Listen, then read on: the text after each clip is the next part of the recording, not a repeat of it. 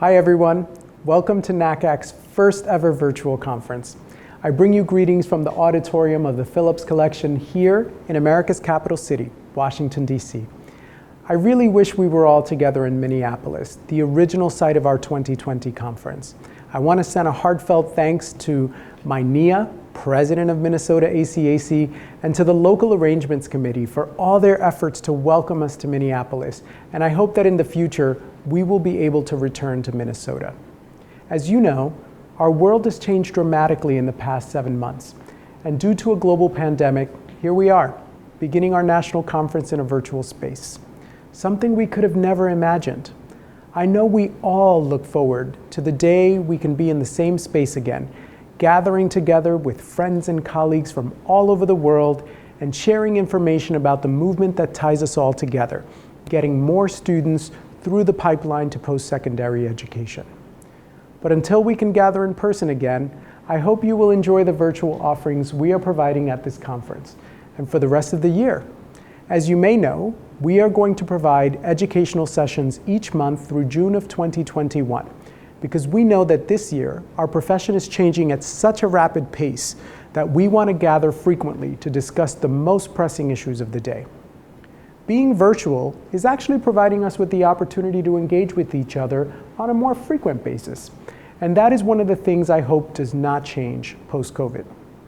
Now, I can't tell you how excited I am to be with you as we start this year's conference, my first as NACAC's new CEO.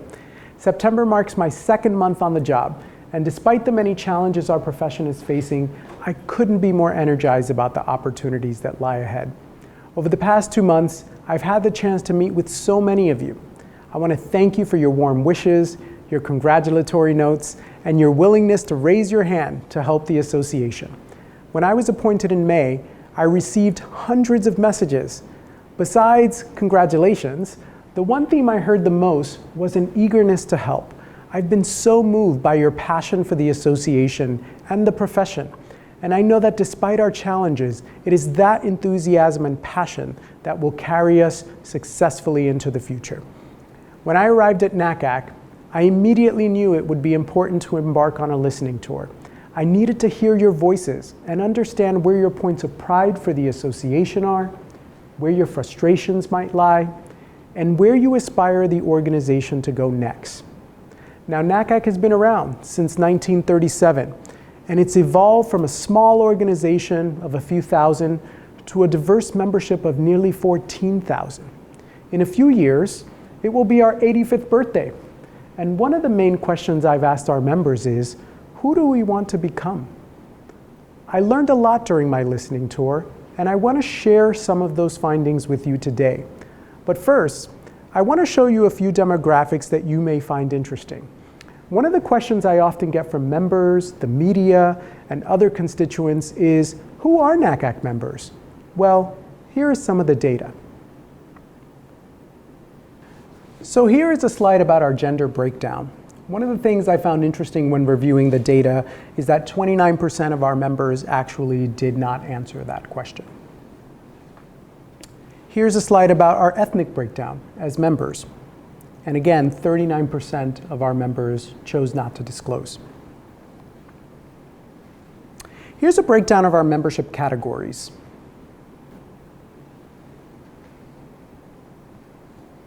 And here's a breakdown of our post-secondary membership.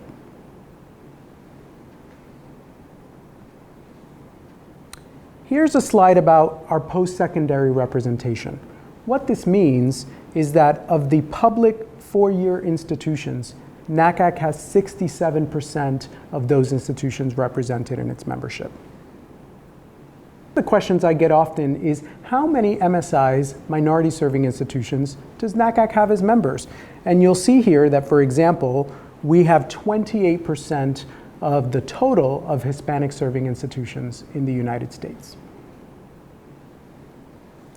And then here is a slide that represents our secondary school membership.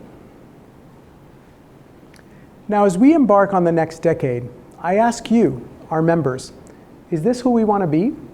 Is there room for growth in some areas?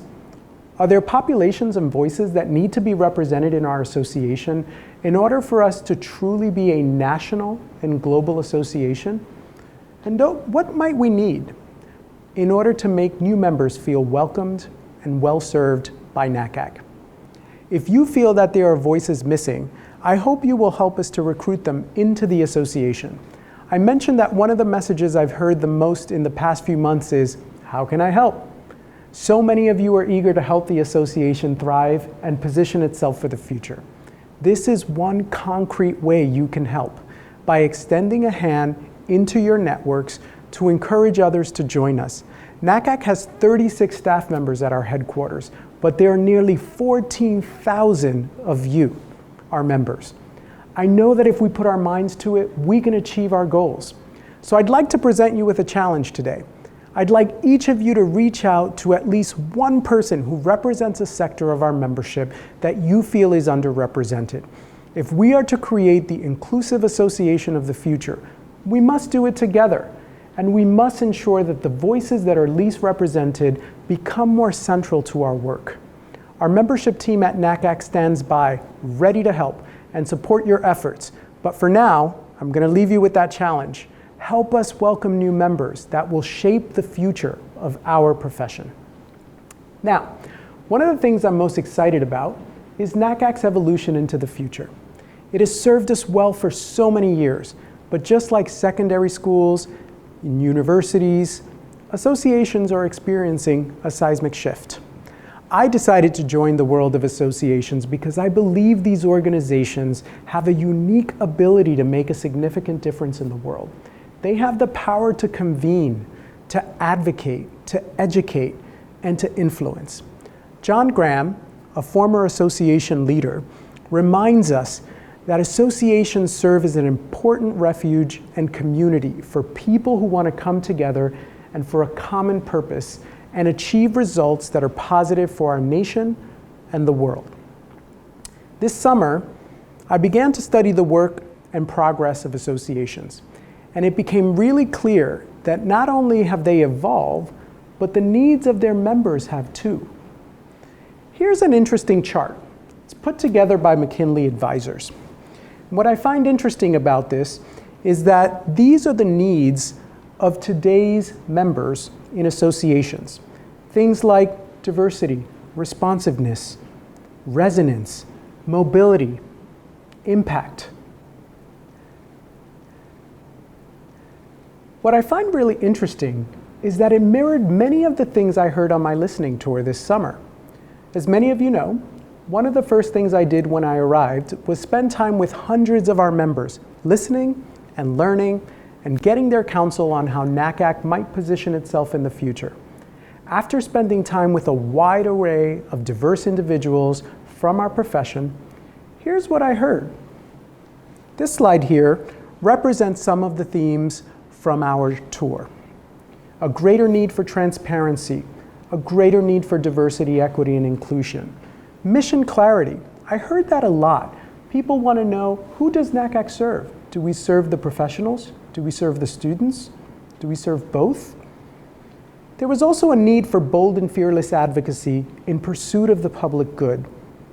And you told us that you wanted modern communications and technology to access NACAC's products and services.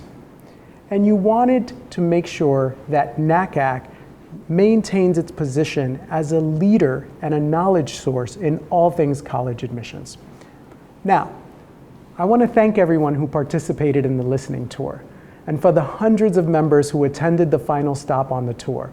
It was a virtual town hall. Your words of advice and counsel will serve as our guide for years to come. Now, I have to admit, one of the things I found refreshing during the listening tour is that many of the themes were similar to the recommendations from the Hoc Committee on the Future of Leadership in College Admission. After last year's conference, President Jane Fonash put together a committee to think about the future of the association. Her visionary thinking resulted in a progressive document that will change the direction of the association. The committee grappled with a few major questions. What might NACAC look like in the year 2030? And what does the future of accessible, inclusive, equitable, and affordable post-secondary education look like? And what does NACAC need to change in order to make that a reality? Earlier this month, you all received a copy of the findings and recommendations. But what I think you will find encouraging is the overlap between the listening tour and the work of the Ad Hoc Committee. It really affirms that we are all moving in the right direction together. Here's another slide that I wanted to share with you. And you probably already read this in the report. But here are some of the major themes of the Ad Hoc Committee. I won't read them again, but as you can tell, a lot of overlap between the committee and the listening tour. And I have to say, having sat in that room of extraordinary, talented, and diverse professionals, I can attest to the fact that we did not always agree. In fact, some of the discussions were contentious. But in the end, we adopted the recommendations unanimously and are affirmed in our belief that this was the direction the association must go. One of the most powerful recommendations from the report and the listening tour is a request for NACAC to be more vocal in advocacy issues, to emphasize higher education as a public good, and put students at the center of everything that we do. Without students, there is no education, and therefore, every aspect of education must be conducted with integrity and a commitment to the student's interest. While we all understandably worry about our schools and our institutions, we have to remember that without students, nothing else in the educational endeavor matters. As we move away from enforcing a code of ethics, NACAC will act with determination when policy or practice threatens to cause harm or perpetuate inequities among students. So many of the challenges we face as a profession stem from the distorted view of higher education as a commodity to be purchased. This orientation is the deliberate result of policies in the United States that have marginalized the value of higher education to both the individual and to our society. This orientation has to change. Higher education is a public good, and NACAC will work tirelessly to restore this notion in America. I want you to know that despite my short time in office, we have heard your voices, and we've pivoted quickly to serve as a stronger advocate for you and represent your voices in policy, media, and other influential spaces. In the past few months, we advocated for the issues you told us you care deeply about. We promoted to students that test optional means test optional, to clear up confusion among students and families about test optional policies. We encourage colleges to consider their use of standardized testing overall in light of equity concerns expressed in the report of the Task Force on Standardized Admission Testing for international and US students. We advocated for the inclusion of undocumented students in the federal student aid relief measures, a stance that has been validated by the federal courts. And we advocated to Congress for robust emergency funding for K-12 and post-secondary education in light of the COVID-19 pandemic, and warned that Congress needs to protect students from unscrupulous, predatory colleges. And we put the public on notice through a media release and a national op-ed that NACAC will be relentless in reframing the debate over higher education to consider equity, the public good, and student-centeredness as a bedrock of assumptions in all policy and practice decisions. Now, this is only the beginning. With the results of the listening tour and the recommendations of the Ad Hoc Committee, we now have a North Star, guidelines that are going to help us take on the mission and vision exercises and to begin to design the association of the future. Now, I want to be really honest with you. All of this is not done without obstacles. Our association is at a crossroads, and we're facing many challenges. Like your own institutions, the pandemic has resulted in lost revenue in the millions of dollars for NACAC. While we have pivoted to provide many of our programs online, they will not generate enough revenue to sustain our current expenses. As CEO, my #1 priority is to ensure the organization is financially sustainable so we can continue achieving our most important goal, serving you, our members. This summer, NACAC's leadership focused on a strategic realignment of the organization and budget structure. We asked ourselves, how might we think differently about our work? What do we need to invest in? How can we stay agile, responsive, and focused on the future? Our goal was to balance the immediate concern for cost savings while making room to invest in areas to support the organization's new direction. We found many ways to reduce our operational and governance costs, but those savings weren't enough to ensure financial sustainability for the long haul. We also had to reduce our staff, which was heartbreaking, but we knew that in order to thrive in the future, we had to make difficult decisions in the present. Despite all of these challenges, am I hopeful about NACAC's future? Absolutely. NACAC has survived World War II, the Great Recession, the 9/11 attacks, and so many other crises. While there's no doubt that this is one of our most challenging moments, if we all come together, we will be stronger on the other side. What gets me fired up each day to fight for this association is knowing that the work of our members has never been more important. I still remember the high school counselor who tapped me on the shoulder and asked if I had ever thought about going to college. Without that nudge, I wouldn't be standing before you today. I'm still in touch with so many students that I admitted to college during my years in enrollment and constantly reflect on how my advocacy for them during the admissions process, it put their life on a different course. You, our members, are the chief architects in shaping the next generation of global leaders as you guide students to and through post-secondary education. The students you serve today will be leaders in the next crisis. They're going to be the next generation of leaders who will shape our world. This, my friends, it's worth fighting for. And I look forward to being with you every step of the way. I wish you a wonderful conference and know that as you navigate these difficult times, NACAC will be here, ready to serve.